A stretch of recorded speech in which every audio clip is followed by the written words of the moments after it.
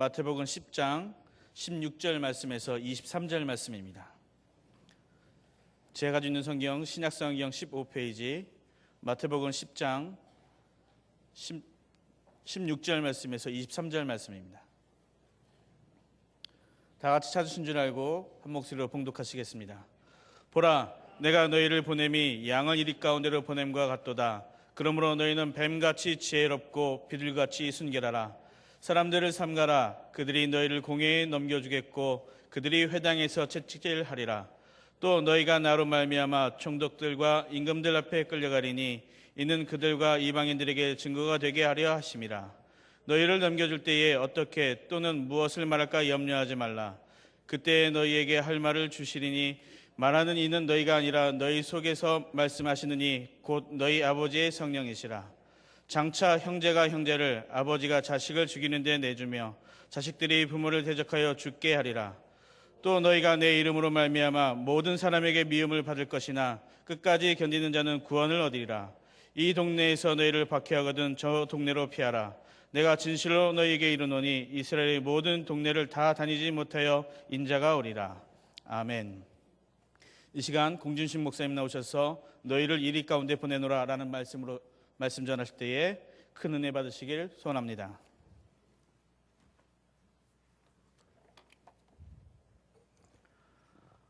고난은 그리스도인들의 대명사와도 같습니다. 그리스도인에게서 고난을 떼어놓고 생각하려면 그리스도인 존재 자체가 흔들리는 것이 바로 이 고난이라는 단어입니다.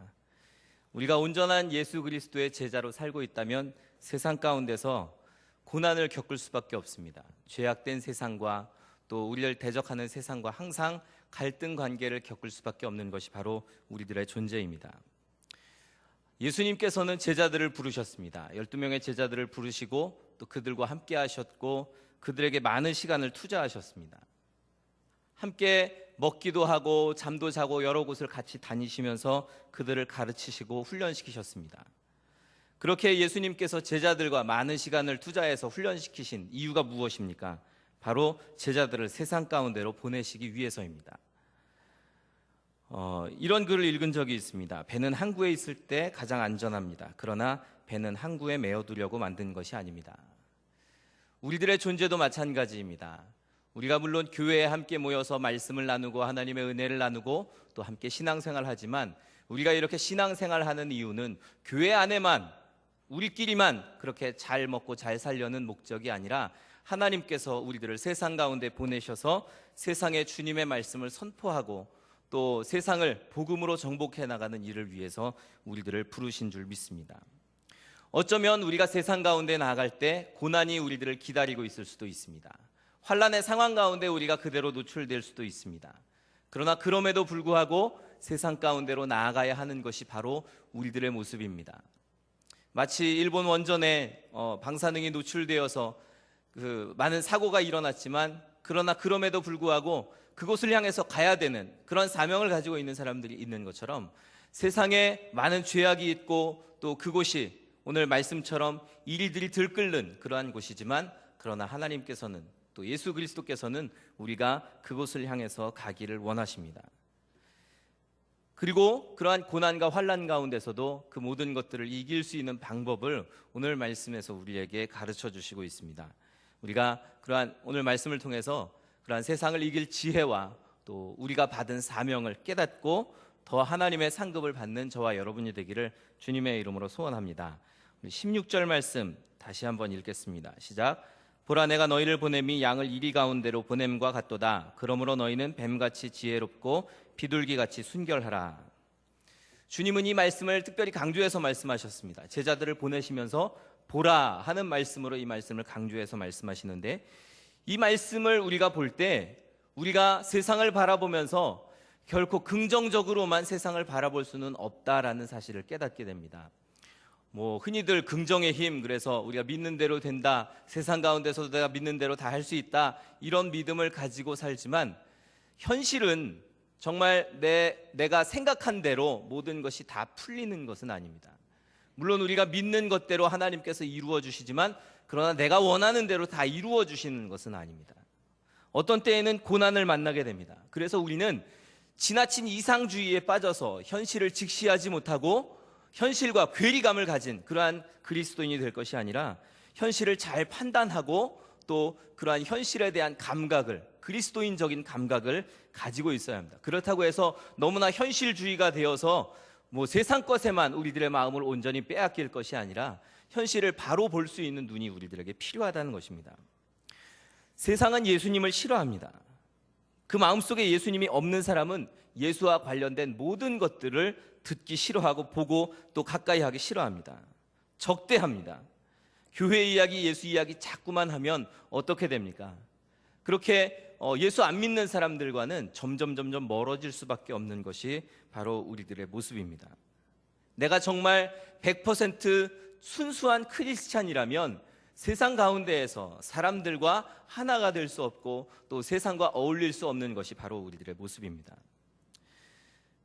그런데 참 슬픈 현실은 교회 안에서도 그렇게 100% 순수한 크리스찬이 아니라 세상과 너무나 타협한 세상적인 그리스도인들이 참 많다는 것은 우리에게 참 마음을 아프게 하는 그러한 사실입니다. 교회 안에서는 우리가 최소한 교회 안에서만큼은 정말 순수한 크리스찬으로 그렇게 살아갈 수 있어야 하는데 그렇지 못할 일들이 너무나 많이 있습니다. 신앙에 골수분자가 되면, 신앙에 대해서 골수분자가 되면 친했던 친구들도 다 떠나갑니다. 전에는 술도 적당히 마시고 전에는 세상 가운데 세상 사람들과 적당히 어울렸던 사람들이 교회에 와서 회심하게 되고 술 딱 끊고 내가 이전에 방탕한 생활 다 끊겠다 결단하고 나면 사람들이 하나 둘씩 떠나갑니다. 너 그렇게 신앙생활 유별나게 할 필요가 있느냐라고 그렇게 비난합니다. 그런데 주님은 우리가 이 세상 가운데 살 때 오히려 세상에 동화될 것이 아니라 세상을 변화시키고 그런 환난 가운데 있는 세상 속에서 그리스도인으로서 가져야 할 지혜와 또 능력에 대해서 말씀하고 있습니다. 그렇게 우리가 그리스도인의 정체성을 가지고 살아가야 하지만 특별히 또 주님께서 강조해서 말씀하시는 것은 너희는 세상 가운데 있어야 한다라는 것입니다. 교회 안에만 있어야 할 것이 아니라 세상 가운데로 가야 한다라는 것입니다. 그래서 우리는 우리의 정체성을 이야기하자면 세상 속에서 살아가는 하나님의 자녀라고 할 수 있을 것입니다. 비록 우리의 몸은, 우리의 육체는 세상 가운데 있지만 그 가운데에서 하나님의 뜻을 이루어가고 또 하나님의 역사하심을 체험하는 그러한 삶이 바로 그리스도인들의 삶입니다. 어쩌면 멸시와 천대를 받을 수도 있습니다. 어쩌면 핍박을 받을 수도 있습니다. 어쩌면 사람들에게 모욕을 당할 수도 있습니다. 그래서 무시를 받을 수도 있습니다. 그러나 그럼에도 불구하고 그리스도인으로서 살아가는 것, 세상 속에 예수 그리스도를 증언하는 것, 그것이 바로 우리들의 정체성입니다. 주님은 우리를 교회 안에만 있으라 말씀하시는 것이 아니라 세상 가운데로 나아가라고 말씀하십니다. 제자들을 계속해서 데리고 계시지 않고 제자들을 뿔뿔이 흩어서 세상 가운데로 보내십니다. 그리고 그 제자들을 보내시는 예수님의 마음은 마치 제자들을 양을 일 가운데로 보내는 것과 같은 그러한 마음을 가지고 제자들을 보내셨습니다. 양과 이리는 어떤 관계를 가지고 있습니까? 양은 결코 이리를 이길 수 없습니다. 둘이 적대 관계이지만 상대가 되지 않는 것이 바로 양과 이리의 그러한 존재입니다. 양은 이리 가운데 가면 잡아먹힐 수밖에 없습니다. 그래서 성경 여러 부분에서는 양인 우리들이 목자이신 예수님이 반드시 필요하다고 그렇게 말씀합니다. 우리는 양이고 주님은 우리를 기르시는 목자다. 그래서 그 목자이신 주님께서 우리들과 항상 함께 하신다고 성경은 항상 말씀합니다. 그런데 본문에서 주님은 정말 목자가 절대적으로 필요한 우리들을, 그렇게 양의 존재인, 연약한 존재인 우리들을 세상 가운데로 보내신다라고 말씀합니다.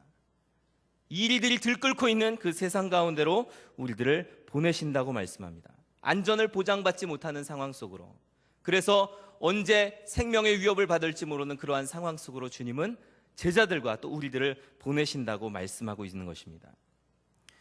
예수님께서 제자들 또 우리들을 그렇게 위험한 상황 속으로 보내시는 이유는 무엇입니까? 그 첫 번째 이유는 예수님, 이 세상은 비록 죄에 빠져 있고 또 이리가 득실거리는 곳이지만 그러나 예수님께서는 그 세상을 결코 포기하실 수 없기 때문입니다. 한 영혼이라도 더 구원받기 원하는 것, 그것이 바로 주님의 마음입니다. 저와 여러분이 그러한 주님의 마음 때문에 이미 구원을 받았습니다. 그리고 우리 외에 다른 이들도 한 영혼이라도 더 구원받기를 원하시는 것, 그것이 바로 주님의 마음입니다. 어떠한 희생을 치러서든지 간에, 어떠한 희생을 대가를 지불해서라도 한 영혼을 구원하기 원하는 것, 그것이 바로 주님의 마음입니다. 복음이 들어가지 못하고 문명의 혜택도 받지 못하는 곳에 선교사를 보내야 하는 이유는 무엇입니까? 바로 그것이 주님의 마음이기 때문입니다. 생명의 위협을 받는 그곳에 주님께서 우리들을 부르시는 이유는 무엇입니까? 바로 그곳에 주님이 가장 사랑하시는 한 영혼이 있기 때문입니다. 저와 여러분을 사랑하셨던 그 사랑을 가지고 모든 이들을 사랑하시는 것, 그것이 바로 주님의 마음인 줄 믿습니다. 우리가 천안 갈릴리 교회에서 신앙생활을 하게 된 이유도 거기 있습니다. 우리 교회에서 매일 북한에도 복음을 전하자, 말씀 사역자로 성장하자, 계속해서 이런 외침들을 하고 있는데 그 이유는 무엇입니까? 그것이 바로 주님의 마음이기 때문입니다. 주님께서는 북한에 있는 사람들도, 북한에 있는 그 우리의 동포들도 복음을 접하기를 원하십니다. 그들도 구원을 받기를 원하십니다. 또한 우리의 가까운 이웃들도 구원을 받기를 원하십니다. 내가 그들에게 복음을 전하고 말씀을 전하면 물론 그들로부터 멸시를 받을 수도 있습니다. 관계가 깨어질 수도 있습니다. 그러나 그럼에도 불구하고 복음을 전하도록 하는 것이 바로 우리들의 사명인 줄 믿습니다. 만약에 우리끼리 신앙생활 잘 해도 된다 하면 우리가 교회를 이렇게 세상 가운데 만들어 놓을 필요가 무엇이 있습니까? 그냥 산 위에다가 건물 잘 지어놓고 거기다가 편의시설 잘 만들어 놓고 재산 다 팔아서 거기 들어가서 그냥 살면 됩니다. 아주 편안하게 아무런 참견도 받지 않고 우리끼리 신앙생활 잘 할 수 있습니다. 그러나 교회는 산으로 들어가는 그러한 곳이 아닙니다. 교회는 세상 가운데 있어야 합니다. 왜냐하면 세상 사람들을 구원해야 하는 사명이 있기 때문입니다. 라이언 일병 구하기라는 영화를 참 감명 깊게 보았습니다. 2차 세계대전 당시에 한 장병을 구하기 위해서, 구출하기 위해서 8명의 그 병사들이 이 장병을 구출하기 위한 작전을 짭니다. 해병들로 구성된 8명이 그 적진 깊숙이 있는 그 라이언이라는 한 사람. 근데 이 집안에 라이언의 형제들이 4명의 형제가 있는데 3명이 그 제2차 세계대전 중에 노르망디 상륙 작전을 하던 중에 전사를 하게 됩니다. 그리고 오직 한 명만 살아남았는지 안 살아남았는지 그 생사가 확실하지 않습니다. 그런데 이 사람들은, 이 미국의 그 정책을 결정하는 이들은 그 라이언 일병을 구출해내기로 결정을 합니다. 그리고 8명의 정예 부대를 뽑아서 그 라이언 일병을 구출하러 길을 떠납니다. 그들이 천신만고 끝에 라이언 일병을 만나게 되고 또 그곳에서 전투를 하게 되고 모든 이들이 다 전사를 합니다. 그리고 오직 라이언 일병 한 명만 살아남습니다. 우리는 그 영화를 통해서 한 영혼이, 한 사람이 얼마나 귀중하고 중요한가를 깨닫습니다. 그 한 사람을 구하기 위해서 8명이나 되는 생명을 희생했습니다. 그러나 우리 논리적으로 생각해 보십시오. 8명이나 되는 사람을 희생하면서 한 사람을 살려내는 것이 과연 논리적입니까? 비논리적입니까? 그것은 해서는 안 되는 그러한 희생입니다. 한 사람 살리자고 8명 죽이는 것은 절대 결정해서는 안 되는 일입니다. 그러나 하나님의 입장에서는 이 모든 일들을 행하실 수 있습니다. 한 영혼을 구원하기 위해서라면 어떤 희생을 치러서라도 그 영혼을 위해서 생명을 아낌없이 내어주시는 것이 바로 하나님의 마음입니다. 그래서 하나님께서는 저를 위해서, 여러분을 위해서 예수 그리스도를 내어주신 것입니다. 가장 큰 희생을 하면서라도 한 영혼을 구원하기 원하시는 것, 그 하나님의 마음 때문에 우리가 구원을 받았습니다. 세상의 논리와는 전혀 반대되는, 세상에서는 어떻게 한 명을 위해서 8명을 희생시킬 수가 있겠습니까? 그러나 우리 하나님께서는 그런 일들을 행하십니다. 주님은 비록 이리가 득실거리는 그러한 세상이지만 그래도 복음을 가지고 우리들이 그 이리 가운데로 가라고 말씀하십니다. 가서 희생하고 죽으라는 것입니다. 그렇게 해서 한 영혼이라도 건질 수 있다면, 그렇게 내가 희생해서, 우리 한 사람 한 사람이 희생해서 한 영혼이라도 구원할 수 있다면 그렇게 이리 가운데로 들어가는 것이 바로 주님의 뜻입니다. 그런데 우리들의 모습은 어떻습니까? 주님께서 말씀하셨듯이 너무나 연약한 모습을 가지고 대책 없는, 아무런 대책이 없이 이리 가운데로 그렇게 들어가는 모습이 바로 우리들입니다. 두려움이 엄습해 옵니다. 생명의 위협을 받습니다. 내게 찬성하고 내 편이 되어주는 사람이 아무도 없고 오히려 반대하고 넘어뜨리려는 사람들만 우리 눈에 보입니다. 그것이 바로 우리들의 현실입니다. 사방으로 우겨쌈을 당해서 전혀 구출당할 길도 없는 그러한 곳으로, 그러한 사지로 보내어진 것, 그것이 바로 우리들의 모습입니다. 그리스도를 따라 살아갈 때, 하나님의 말씀대로 살 때 우리는 배신당하고 상처받고 미움받고 또 심지어 세상과 갈등을, 그래서 생명의 위협을 받을 정도로 그렇게 갈등 관계를 겪는 것이 바로 우리들의 모습입니다. 주님은 그래서 그러한 갈등 관계를 마치 양이 이리 가운데로 들어감과 같다라고 말씀하셨습니다. 그런 상황들, 우리가 처하게 될 상황들은 이미 주님께서 알고 계신 그런 상황입니다. 그러나 이것이 바로 제자의 길입니다. 우리의 존재의 이유가 분명한 것, 그것은 바로 이 제자의 길을 따라가는 것입니다.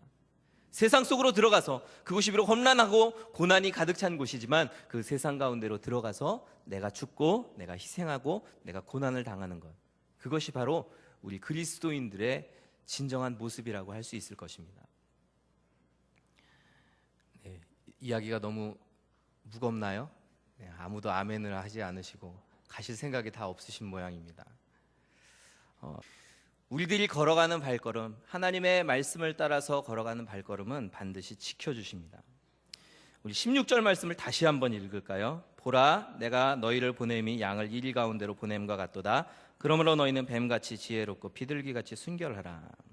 자, 말씀 사역을 하는데 필요한 노하우가 오늘 말씀 가운데 기록되어 있습니다. 그 첫 번째는 바로 뱀같이 지혜롭고 비둘기같이 순결하라라는 것입니다. 우리 따라하겠습니다.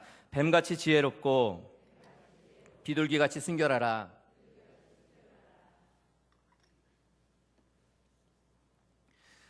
이 뱀같이 지혜롭고 비둘기같이 순결하라는 이 말씀은 그리스도인들이 세상 속에서 살아가야 할 생활 양식입니다. 지혜롭되 순결해야 한다라는 것입니다. 많은 사람들이 지혜롭기만 하고 순결하지 못합니다. 그리고 순결하기만 하고 지혜롭지 못할 때가 많습니다. 순결하기만 하고 지혜롭지 못한 사람은 어떤 말 듣습니까? 바보 소리 듣습니다. 그리고 지혜롭기만 하고 순결하지 못한 사람은 여우 소리 듣습니다. 약삭 빠르다는 이야기를 듣습니다. 그런데 주님은 말씀하십니다. 우리가 세상 가운데 나갈 때 너희가 나가는 것이 마치 양이 이리 가운데로 들어가는 것과 같지만, 그러나 그 가운데에서 너희가 가져야 할 것은 바로 지혜와 순결이다라고 말씀합니다. 세상을 이길 수 있는 방법은 바로 지혜와 순결입니다. 지혜롭기만 하면 약삭 빠르다는 소리를 들어서 오히려 사람들이 싫어합니다. 미워합니다. 저 사람 옆에 있으면 내가 손해봐. 그래서 사람들이 싫어합니다. 그렇다고 순결하기만 하면 또 어떻습니까? 순결하기만 한 사람은 바보 소리 듣고 사람들이 무시합니다. 그 사람 거 다 빼앗아가고 말도 제대로 안 듣고 내가 거룩한 영향력을 끼치려고 해도 그렇지 못할 때가 참 많습니다. 그것이 바로 순결하기만 한 사람입니다. 그런데 주님은 우리가 지혜롭고 또 순결하라라고 말씀합니다. 뱀같이 지혜로울 뿐만 아니라 비둘기같이 순결하라. 뱀같이 지혜로웠던 사람이 예수님의 제자 가운데 누구였습니까? 바로 유다입니다. 지혜롭기만 했던 유다. 그리고 순결하되 미련했던 사람은 또 누구입니까? 바로 베드로 같은 사람입니다. 항상 자기가 있어야 할 때를 모르고 무엇을 해야 할지를 분간하지 못하는 것이 베드로의 모습입니다. 그래서 깨어 있어야 할 때 자고 자야 할 때 깨어 있는 사람. 우리 예배 시간에도 꼭 주무시는 분들 계시잖아요. 그런 분들이 바로 이런 미련한 분들이라고 할 수 있을 것입니다. 때를 잘 분간할 수 있는 것, 그것이 바로 지혜롭다고 할 수 있을 것입니다. 주님은 그래서 우리가 순결하면서도 지혜로워야 한다라고 말씀합니다. 적당히 때를 알고 또 어떤 때에 행동할 것을 알고 분명하게 때를 분별할 수 있는 것, 그것이 바로 주님이 우리들에게 원하시는 일입니다. 우리 17절 18절 말씀 함께 읽겠습니다. 시작. 사람들을 삼가라.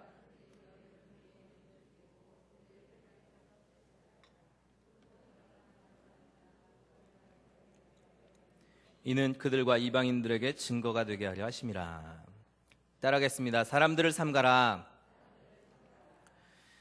우리가 가장 조심해야 할 존재들이 바로 사람입니다. 가장 무서운 것이 바로 사람입니다. 어떤 사람을 가까이 하는가, 또 어떤 사람 곁에 있는가에 따라서 우리들의 운명이 바뀌어질 수도 있습니다. 우리 옆에 계신 분을 한번 쳐다보십시오. 네, 그 옆에 계신 분을 가장 경계해야 됩니다. 네, 농담이고요. 우리가 신앙의 동역자로서 우리 옆에 있는 사람과 함께 동역하는 것 얼마나 귀한지 모릅니다. 그런데 여기서 경계하라, 사람을 경계하라, 사람들을 삼가라 라고 하신 이 말씀은 세상 속에 있는 우리들을 대적하고자 하는 사람들, 예수를 모르는 사람들을 잘 경계하고 삼가라 하는 것입니다. 잘못된 신앙으로 인해서 나를 실족하게 만드는 사람들, 그래서 신앙생활 잘하는 사람들을 미혹하게 만들고 또 잘못된 신앙으로 이끄는 사람들을 주의해야 한다는 것입니다. 오늘 말씀에 기록되어진 이 사람들은 바로 그 당시에 종교 지도자들을 의미합니다. 종교라는 이름으로 사람들을 타락하게 만들고 또 하나님에게서 멀어지게 만드는 잘못된 신앙을 심어주는 사람들, 이 시대에 너무나 많은 사람들이 그렇게 잘못된 신앙을 가지고 살아가고 있고 다른 사람들에게 그 잘못된 신앙을 가르쳐주기 위해서 굉장히 노력합니다. 바로 이단 사상들입니다. 신천지를 비롯한 많은 이단 사상들이 판을 치고 있습니다. 그들이 기회만 있으면 믿는 사람들을 실족시키려고 여러 가지 작전을 짜서 그렇게 그 사람들을 미혹시킵니다. 근데 그런 미혹에 흔들리지 마십시오. 그들을 삼가고 조심하시기 바랍니다. 여러분 주변에 있습니다. 그들에 대해서 우리가 경계하고 있는 것이 반드시 필요합니다. 뭔가 대단한 것이 있는 것처럼 그렇게 사람들을 속입니다. 그곳에 가면 무엇인가 있어, 뭔가가 있어. 근데 가보면 아무것도 없습니다. 속빈 강정이에요. 별것도 아닌 것 가지고 부풀려서 이야기하고 그 안에 생명도 없으면서 마치 생명이 있는 것처럼 거짓된 것을 가지고 이야기합니다. 여러분, 이 시대는 가짜가 진짜보다 더 진짜 같은 세상입니다. 오히려 진짜는 색이 발해 있고 오히려 진짜는 모래 속에 감추어져 있어서 그 가치가 드러나지 않는 것이 바로 이 시대입니다. 그러나 가장 평범함 안에 진짜가 있음을 기억하십시오. 우리가 매일매일 듣는 이 복음과 말씀 속에 정말 놀라운 진리가 감추어져 있음을 기억하시기 바랍니다. 여기 좋다 저기 좋다 쫓아다니지 마십시오. 그러다가 그들과 함께 심판당할 수도 있습니다. 올바른 신앙의 교회에서 비록 매주 듣는 말씀과 하나님의 음성이지만 그러나 그것이 참으로 귀하다는 것을 깨닫고 주님의 음성을 사모하는 저와 여러분이 되기를 소원합니다. 우리 19절 20절 말씀 함께 읽겠습니다. 시작. 너를 넘겨줄 때 어떻게 또는 무엇을 말할까 염려하지 말라. 그때 너희에게 할 말을 주시리니 말하는 이는 너희가 아니라 너희 속에서 말씀하시느니 곧 너희 아버지의 성령이시니라. 우리 따라하겠습니다. 염려하지 말라. 주님은 우리에게 고난의 상황에 처해 있을 때 염려하지 말라고 말씀합니다. 그 이유는 무엇입니까? 성령께서 우리와 함께 하시기 때문입니다. 우리 곁에 계시고 또 우리에게 할 말을 가르쳐 주시고 또 어떻게 대처하는지를 우리들에게 알려주시는 분, 가르쳐 주시는 분, 그분이 바로 우리 성령님이십니다. 이길 수 있는 능력을 주시는 분이 바로 성령님이십니다. 성도는 항상 환난에 노출되어 있습니다. 그 환난은 바로 예수님 때문에 받는 환난입니다. 아까 말씀드렸던 미련하기 때문에 지혜가 없어서 받는 환난은 우리 잘못 때문에 받는 것이지만 우리가 성도로 살아가면서 받는 환난, 그것은 바로 예수 때문에 받는 환난들입니다. 그런데 그렇게 우리가 환난 당할 때 그것 때문에 낙심하거나 걱정하지 마십시오. 오히려 기뻐하십시오. 왜냐하면 주님께서 그 일에 함께 하시고 또 책임지시기 때문입니다. 우리가 말해야 할 것이 있다면 무슨 말을 해야 할지 주님께서 알려주십니다. 우리가 반드시 행동해야 될 것이 있다면 그때 어떻게 행동해야 할지 주님께서 알려주실 것입니다. 주님이 우리에게 지혜를 주실 것입니다. 성령님은 우리와 함께 하셔서 우리를 도우시는 분이십니다.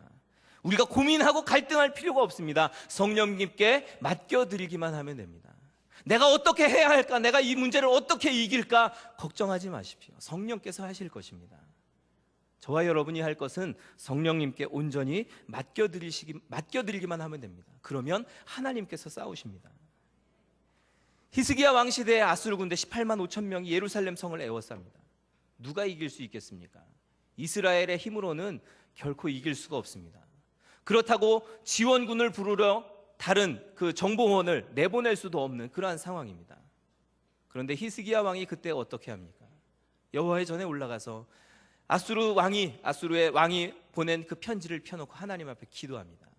여호와여 도우소서. 하나님께 맡겨드렸더니 놀라운 기적이 일어났습니다. 그 하룻밤에 18만 5천 명이나 되는 그 모든 군대를 하나님께서 다 멸하셨습니다. 내가 싸우는 것이 아니라 하나님께 맡겨드리면 하나님께서 다 해결해 주시는 줄 믿습니다. 우리는 힘이 없습니다. 우리는 능력이 없습니다. 우리는 세상을 이길 만한 지혜도 가지고 있지 못합니다. 그들과 싸우려고 하면 우리는 매일매일 넉다운 되는 것이 바로 우리들의 모습입니다. 그러나 주님께 맡겨드릴 때, 주님과 함께할 때 우리는 반드시 승리하는 줄 믿습니다. 21절 22절 말씀 함께 읽겠습니다. 시작. 장차 형제가 형제를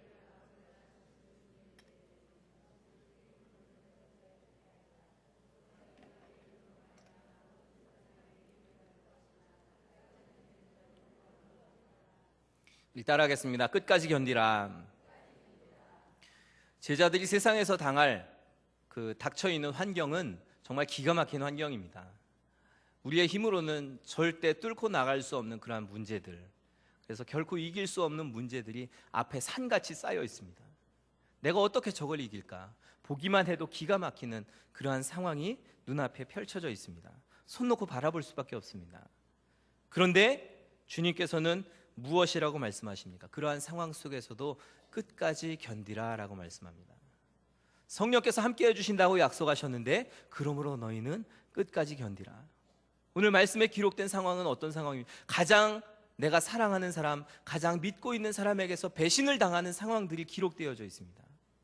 형제가 형제를 배신하고 아버지가 자식을 배신하고 또 자식들이 부모를 대적하고 이런 일들이 장차 일어나게 될 터인데, 그럼에도 불구하고 낙심을 하지 말고 끝까지 기다리고 끝까지 인내하라. 그렇게 끝까지 견디면 구원이 너희를 기다리고 있다라고 말씀합니다. 우리가 끝까지 기다릴 수 있는 이유는 무엇입니까? 끝까지 우리의 고난 가운데서 환난의 상황에서 넘어지지 않고 끝까지 버틸 수 있는 이유는 무엇입니까? 바로 주님이 계시기 때문입니다. 주님이 우리들을 구원하신다고 약속하셨기 때문입니다. 우리가 주님께 맡기면 어떤 문제라도 해결해 주십니다.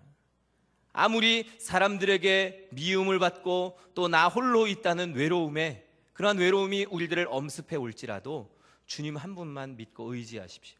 그리고 끝까지 견디시기 바랍니다. 그러면 반드시 하나님의 구원이 우리 가운데 임하실 줄 믿습니다.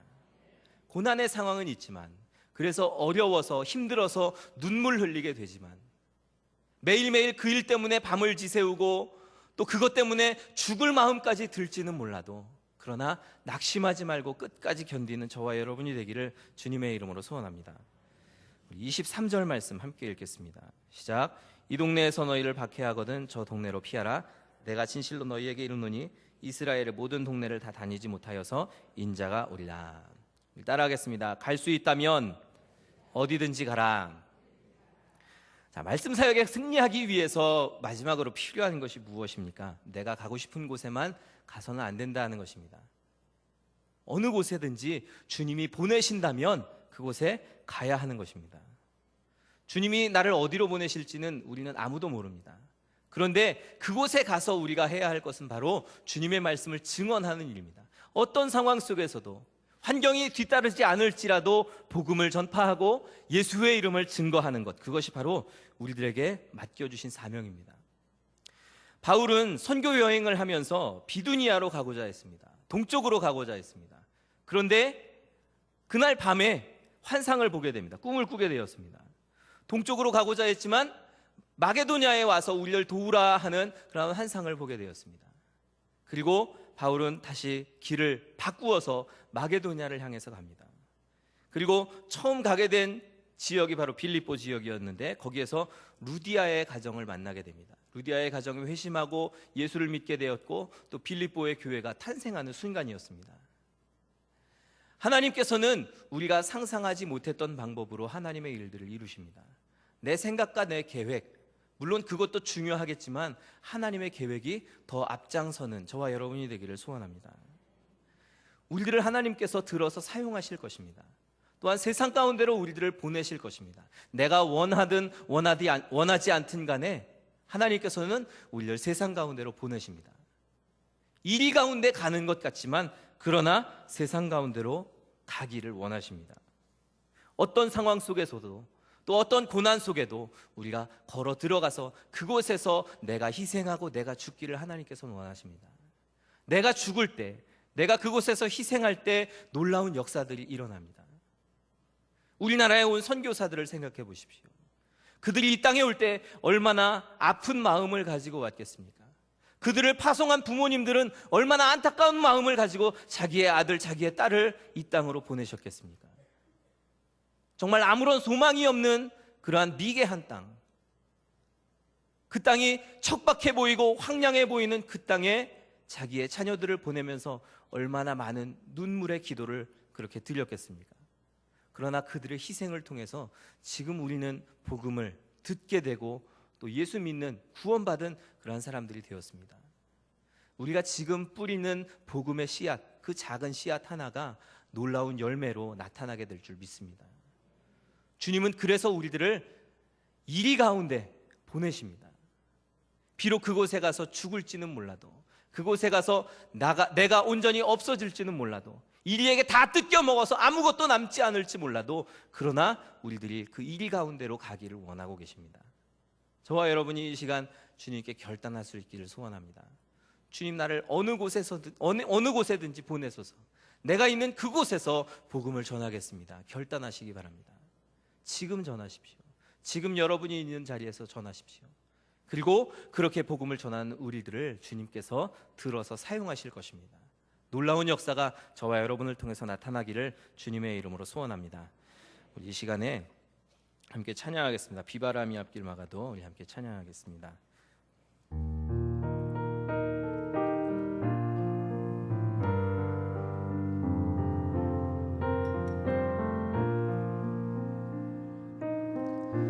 비바람이 앞길 막아도 나는 가리, 주의 길을 가리.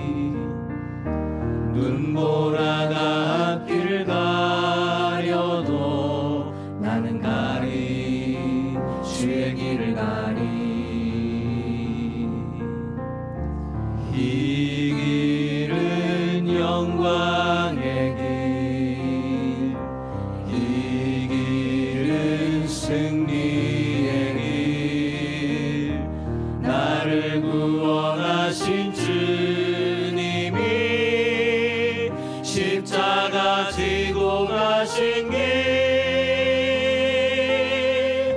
나는 가리라, 주의 길을 가리라. 주님 발자취를 따라 나는 가리라, 나는 가리라, 주의 길을 가리라. 주님 발자취를 따라 나는 가리라. 비바람이 앞길 막아도, 비바람이 앞길 막아도 나는 가리, 주의 길을 가리. 눈보라가 앞길 가려도 나는 가리, 주의 길을 가리. 이 길은 영광의 길, 이 길은 승리의 길, 나를 구원하신 주님이 십자가 지고 가신 길, 나는 가리라, 주의 길을 가리라.